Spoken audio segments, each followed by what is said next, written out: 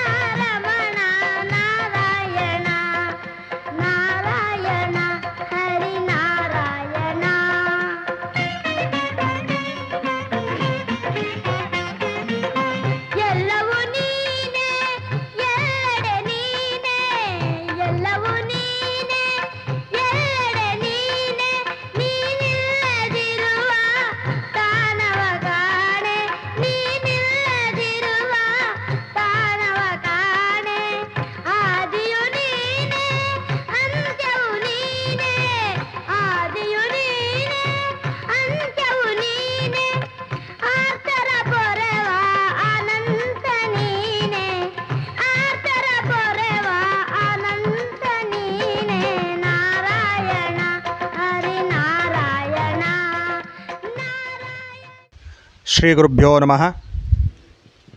ಶುಕ್ಲಾಂ ಭರಧರಂ ವಿಷ್ಣುಂ ಶಶಿವರ್ಣಂ ಚತುರ್ಭುಜಂ ಪ್ರಸನ್ನವದನಂ ಧ್ಯಾಯೇತ್ ಸರ್ವವಿಘ್ನೋಪಶಾಂತಯೇ. ಮಹಾವಿಷ್ಣು ಅಂತರ್ಯಾಮಿ. ಅವನ ಲೀಲೆಯನ್ನು ತಿಳಿಸ್ತಕ್ಕಂತಹ ಒಂದು ವಿಶೇಷ ದಿನ ಇದು.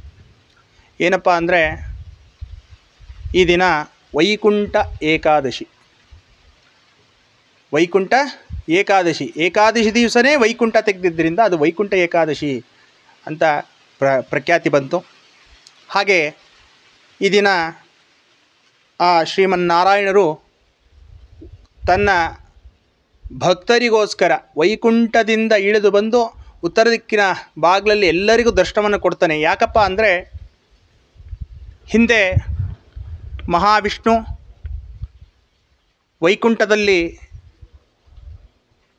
ಶೇಷಶಯನದ ಮೇಲೆ ಇರಬೇಕಾದ್ರೆ ಆ ನಾರಾಯಣರು ಸೃಷ್ಟಿ ನಿಯಮವನ್ನು ಬ್ರಹ್ಮನಿಗೂ ಲಯ ನಿಯಮವನ್ನು ಮಹೇಶ್ವರನಿಗೂ ಕೊಟ್ಟಿರ್ತಾರೆ. ಅಂತಹ ಸಂದರ್ಭದಲ್ಲಿ ಸೃಷ್ಟಿ ನಿಯಮವನ್ನು ಬ್ರಹ್ಮದೇವರು ನಿರ್ವಹಿಸ್ತಿರ್ತಾರೆ.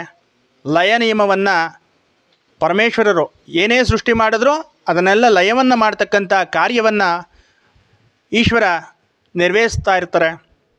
ಇಂಥ ಸಂದರ್ಭದಲ್ಲಿ ಬ್ರಹ್ಮದೇವನಿಗೆ ಒಂದು ಆಲೋಚನೆ ಬರುತ್ತೆ, ಅಹಂ ಬರುತ್ತೆ.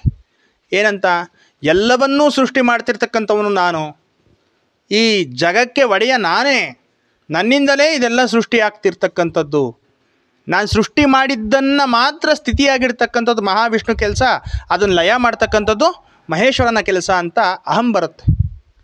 ಆಗ ಬ್ರಹ್ಮದೇವರು ಸೃಷ್ಟಿ ನಿಯಮವನ್ನು ನಿಲ್ಲಿಸ್ತಾರೆ, ತಾತ್ಕಾಲಿಕವಾಗಿ ನಿಲ್ಲಿಸ್ತಾರೆ. ನೋಡೋಣ ಏನಾಗುತ್ತೆ, ನಾನು ನಿಲ್ಲಿಸಿದ್ರೆ ತಾನೇ ನನ್ನ ಬೆಲೆ ಇವ್ರಿಗೆಲ್ಲ ಗೊತ್ತಾಗ್ತಕ್ಕಂಥದ್ದು ಅನ್ನೋ ಒಂದು ವಿಚಾರಪೂರ್ವಕವಾಗಿ ಆ ಸೃಷ್ಟಿ ನಿಯಮವನ್ನು ನಿಲ್ಲಿಸ್ತಾರೆ. ಆ ನಿಲ್ಲಿಸಿದಾಗ ಆ ಸೃಷ್ಟಿ ನಿಯಮ ನಿಂತಾಗ ಏನಾಗುತ್ತೆ, ಪ್ರತಿಯೊಬ್ಬರಿಗೂ ಏನೇ ಒಂದು ಸಿಗಬೇಕಾದ್ರೂ, ಒಂದು ಹುಲ್ಲು, ಹಸುವಿಗೆ ಹುಲ್ಲು ಸಿಗಬೇಕಾದ್ರೂ ಅಥವಾ ನಮಗೆ ಅನ್ನ ಆಹಾರಾದಿಗಳ ಸಿಗಬೇಕಾದ್ರೂ ಸೃಷ್ಟಿಯಾಗಬೇಕು. ಆ ನಿಯಮವೇ ಇಲ್ಲ ಅಂದರೆ ಆಗ ಜಗತ್ತೇ ನಿಂತೋಗುತ್ತಂತೆ. ಸೃಷ್ಟಿ ನಿಯಮ ಇಲ್ದಲೆ ಮತ್ತು ದೇವಾನುದೇವತೆಗಳು ತುಂಬ ಸಮಸ್ಯೆ ಆಗುತ್ತೆ ಸೃಷ್ಟಿ ನಿಯಮ ನಿಂತೋದ್ರಿಂದ. ಯಜ್ಞಯಾಗದಿಗಳಿಲ್ಲ ಅಂದರೆ, ಯಜ್ಞ ನಡಿಬೇಕಾದ್ರೆ ಯಜ್ಞಕ್ಕೆ ತುಪ್ಪ ಬೇಕು ಮತ್ತು ಕಟ್ಟಿಗೆ ಬೇಕು, ಈ ರೀತಿ ಎಲ್ಲವೂ ಬೇಕು. ಆದರೆ ಆ ಸೃಷ್ಟಿ ನಿಯಮವೇ ಇಲ್ದಲೆ ಹೋದಾಗ ಯಾವುದು ಸೃಷ್ಟಿಯಾಗೋಲ್ಲ. ಆ ರೀತಿ ಅಹಂ ಬರುತ್ತೆ ಬ್ರಹ್ಮನಿಗೆ. ಆ ಸೃಷ್ಟಿ ನಿಯಮ ನಿಲ್ಲಿಸಿದಾಗ ಆ ದೇವಾನುದೇವತೆಗಳೆಲ್ಲ ಹೋಗಿ ಪರಮೇಶ್ವರನ ಪ್ರಾರ್ಥನೆ ಮಾಡ್ತಾರೆ, ಅಪ್ಪ ಸೃಷ್ಟಿ ನಿಯಮ ನಿಂತೋಗಿದೆ, ನೀನೇನಾದರೂ ಮಾಡಿ ಬ್ರಹ್ಮನನ್ನು ಇದು ಮಾಡಬೇಕು ಅಂದಾಗ, ನಾನು ಬ್ರಹ್ಮದೇವ ಸೃಷ್ಟಿ ಮಾಡಿದ್ದನ್ನು ಲಯ ಮಾಡ್ತಕ್ಕಂಥದ್ದು ಅಷ್ಟೇ ನನ್ನ ಕೆಲಸ. ಇದನ್ನೆಲ್ಲ ಸ್ಥಿತಿಯಾಗಿರ್ತಕ್ಕಂಥ ಕರ್ತವ್ಯ ಯಾರು? ಅನಂತವಾದಂಥ ವೈಕುಂಠವಾಸಿಯಾದಂಥ ಮಹಾವಿಷ್ಣುವಿನ ಕೆಲಸ. ಆದ್ದರಿಂದ ನಾವೆಲ್ಲ ಮಹಾವಿಷ್ಣುವಿನ ಹತ್ರ ಹೋಗಿ ಪ್ರಾರ್ಥನೆ ಮಾಡೋಣ ಅಂತ ಹೇಳಿ ಆ ವೈಕುಂಠಕ್ಕೆ ಹೋಗಿ ಮಹಾವಿಷ್ಣುವನ್ನು ಪ್ರಾರ್ಥನೆ ಮಾಡ್ತಾರೆ. ಶಾಂತಾಕಾರಂ ಭುಜಗಶಯನಂ ಪದ್ಮನಾಭಂ ಸುರೇಶಂ ಪದ್ಮನಾಭಂ ಸುರೇಶಂ ಅಂತ ಹೇಳಿ ಆ ಮಹಾವಿಷ್ಣುವನ್ನ ಪ್ರಾರ್ಥನೆ ಮಾಡ್ತಾರೆ.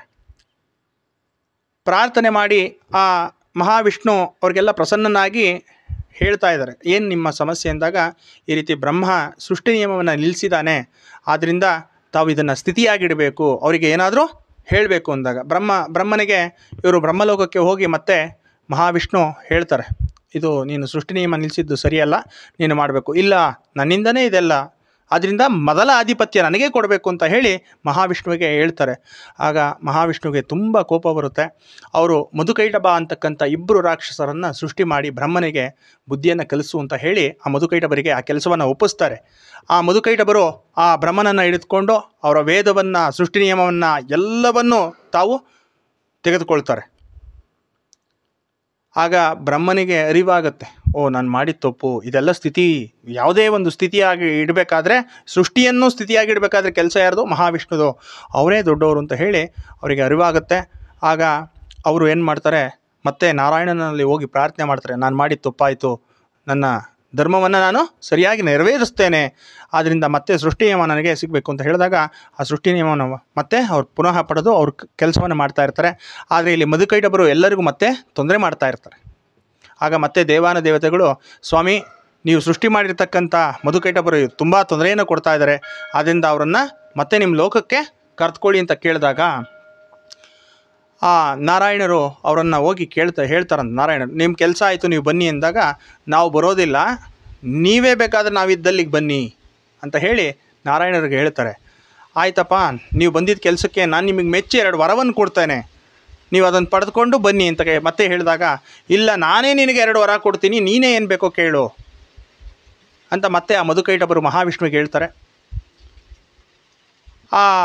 ಆಗ ಅವರಿಗೆ ಮಹಾವಿಷ್ಣುವಿಗೆ ಏನು ಈ ರೀತಿ ಈಗ ಆಯ್ತಲ್ಲ, ಆಯಿತು, ಈಗ ಏನಪ್ಪ ಮಾಡಬೇಕು, ನೀವು ಮತ್ತೆ ವೈಕುಂಠಕ್ಕೆ ಬರಬೇಕು ಅಂದರೆ ನಮ್ಮ ಜೊತೆ ಮಲ್ಲ ಯುದ್ಧವನ್ನು ನೀವು ಮಾಡಬೇಕು. ಯಾಕೆಂದರೆ ಅವರಲ್ಲೂ ಒಂದು ಸ್ವಾರ್ಥ ಇರುತ್ತೆ. ನಾವು ಸುಮ್ಮನೆ ಹೋಗ್ಬಿಟ್ರೆ ನಾವು ಬಂದು ಹೋಗಿದ್ದು ಯಾರಿಗೂ ಗೊತ್ತಾಗೋದಿಲ್ಲ. ಈಗ ನಾವು ಬಂದು ಹೋದ್ವಿ ಅಂತ ಗೊತ್ತಾಗಬೇಕಾದ್ರೆ ಯಾವುದಾದ್ರೂ ಒಂದು ವಿಚಾರ ನಡಿಬೇಕಲ್ವ.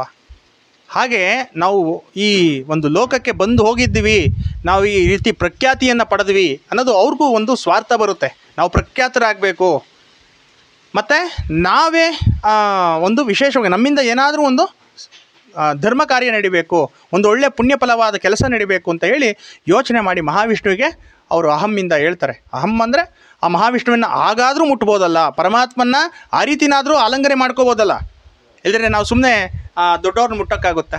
ಇಲ್ಲ. ಹಾಗೆ ಪರಮಾತ್ಮನ ಮುಟ್ಟಬೇಕಾದ್ರೆ ಪುಣ್ಯ ಪ್ರಾಪ್ತಿ ಬೇಕು, ಆಗಾದರೂ ಅವರನ್ನು ಮುಟ್ಬೋದು ಅನ್ನೋ ಒಂದು ವಿಚಾರಕ್ಕೆ ಏನು ಮಾಡ್ತಾರೆ, ಮಹಾವಿಷ್ಣುವನ್ನೇ ಮಲ್ಲ ಯುದ್ಧಕ್ಕೆ ಕರೀತಾರೆ. ಮಲ್ಲ ಯುದ್ಧದಲ್ಲಿ ಇವರು ಆಲಿಂಗನ ಎಲ್ಲ ಮಾಡಿಕೊಂಡು ಸೋತೋಗ್ತಾರೆ. ಮಹಾವಿಷ್ಣುವಿನ ಮೇಲೆ ಮಲ್ಲ ಯುದ್ಧದಲ್ಲಿ ಸೋತೋಗ್ತಾರೆ. ಸೋತೋದ್ಮೇಲೆ ಅವರು ಮತ್ತೆ ಆಯಿತು, ನಾವು ಬರ್ತೀವಿ, ನಿನ್ನ ಜೊತೆ ಬರ್ತೀವಿ, ನಮಗೆ ವಿಶೇಷವಾದ ದ್ವಾರವನ್ನು ನೀನು ಇದನ್ನು ಮಾಡಿ ಕೊಡಬೇಕು, ಮತ್ತು ಯಾರೆಲ್ಲ ಆ ದಿನ, ಈ ಒಂದು ದಿನ, ಅದಕ್ಕೆ ವೈಕುಂಠ ಏಕಾದಶಿ, ಈ ಏಕಾದಶಿ ದಿನ ಯಾರೆಲ್ಲ ಬಂದು ನಿನ್ನನ್ನು ದರ್ಶನ ಮಾಡ್ತಾರೆ ಅವರಿಗೆ ನೀನು ಮೋಕ್ಷವನ್ನು, ಪರಮಪದವನ್ನು, ವೈಕುಂಠ ಲೋಕವನ್ನು ಕೊಡಬೇಕು ಅಂತ ಹೇಳ್ತಾರೆ. ಆಗ ಮಹಾವಿಷ್ಣು ಶ್ರೀದೇವಿ ಭೂದೇವಿ ಸಮೇತ ಅವ್ರಿಗೇ ಒಂದು ವಿಶೇಷವಾದಂಥ ದ್ವಾರವನ್ನು ನಿರ್ಮಾಣ ಮಾಡ್ತಾನೆ, ಅದೇ ಉತ್ತರ ದ್ವಾರ. ಈ ಉತ್ತರ ದ್ವಾರಕ್ಕೆ ಶ್ರೀದೇವಿ ಭೂದೇವಿ ಸಮೇತನಾಗಿ ಬಂದು ಅವರಿಬ್ಬರನ್ನು ವೈಕುಂಠಕ್ಕೆ ಕರ್ಕೊಂಡು ಹೋಗ್ತಾರೆ, ವೈಕುಂಠದ ಲೋಕಕ್ಕೆ ಕರ್ಕೊಂಡು ಹೋಗ್ತಾರೆ, ಅವರಿಗೆ ಪರಮಪದವನ್ನು ಕೊಡ್ತಾರೆ, ವೈಕುಂಠ ಲೋಕ ಪ್ರಾಪ್ತಿಯಾಗುತ್ತೆ. ಮತ್ತು ಯಾರೆಲ್ಲ ಅವತ್ತಿನ ದಿನ ಉತ್ತರ ದ್ವಾರದಿಂದ ಹೋಗಿ ಆ ಶ್ರೀಮನ್ನಾರಾಯಣನನ್ನು ದರ್ಶನ ಮಾಡ್ತಾರೆ ಅವರೆಲ್ಲರಿಗೂ ಪರಮಪದ, ಸಾಕ್ಷಾತ್ ವಿಷ್ಣು ಸಾಯುಜ್ಯ, ಈ ಎಲ್ಲ ಒಂದು ಪುಣ್ಯ ಅವರಿಗೆ ಸಿಗುತ್ತೆ ಅಂತ ಹೇಳ್ತಾ ಈ ದಿನದ ವಿಶೇಷ ಆಗುತ್ತೆ. ಹಾಗೆ ಈ 2 ಕಾಲದಲ್ಲಿ ಅಂದರೆ ನಮಗೆ ಉತ್ತರಾಯಣ ಮತ್ತು ದಕ್ಷಿಣಾಯನ ಅಂತ ಇರುತ್ತೆ. ಉತ್ತರಾಯಣ ಅಂದರೆ ಹಗಲು, ನಾರಾಯಣರಿಗೆ ಹಗಲು. ದಕ್ಷಿಣಾಯನ ಅಂದರೆ ರಾತ್ರಿ. ಈ ದಕ್ಷಿಣಾಯನದಲ್ಲಿದ್ದಾಗ ಯೋಗ ನಿದ್ರೆಯಲ್ಲಿ ಇರ್ತಾರೆ ಸ್ವಾಮಿ ಅಂತ, ಯೋಗ ನಿದ್ರೆಯಿಂದನೂ ಸಹ ಎದ್ದು ಬಂದು ಆ ಭಕ್ತರನ್ನು ಕರ್ಕೊಂಡು ಹೋಗ್ತಕ್ಕಂಥ ಒಂದು ವಿಶೇಷವಾದ ದಿನ, ಮತ್ತು ವಿಷ್ಣು ಸಾಯುಜ್ಯ ಸಿಗ್ತಕ್ಕಂಥ ದಿನ ಈ ಒಂದು ವೈಕುಂಠ ಏಕಾದಶಿ. ಯಾರೆಲ್ಲ ಬಂದು ಈ ಶ್ರೀಮನ್ನಾರಾಯಣನನ್ನು, ರಂಗನಾಥನನ್ನು ದರ್ಶನ ಮಾಡ್ತಾರೆ ಅವರೆಲ್ಲರಿಗೂ ಒಳ್ಳೆಯದಾಗಲಿ, ಅವರಿಗೆ ಸುಖ ಶಾಂತಿ ನೆಮ್ಮದಿಗಳು ಸಿಗಲಿ, ಮತ್ತು ಲೋಕ ಕಲ್ಯಾಣವಾಗಲಿ ಅಂತ ಹೇಳಿ ಪ್ರಾರ್ಥನೆ ಮಾಡ್ತಾ ಈ ಎರಡನ್ನ ಮಾತನ್ನು ನಾನು ಮುಗಿಸ್ತೇನೆ.